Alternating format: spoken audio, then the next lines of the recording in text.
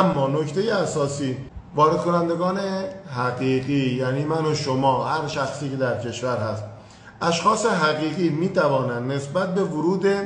یک دستگاه خودرو به ازای هر کد ملی توسط همان فرد و بدون نیاز به ثبت سفارش، این خیلی نکته مهمی است، بدون نیاز به ثبت سفارش از محل سپرده ارضی خود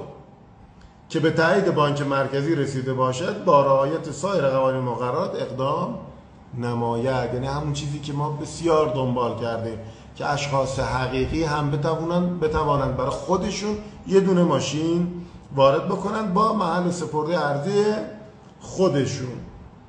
که تایید بانک مرکزی رو هم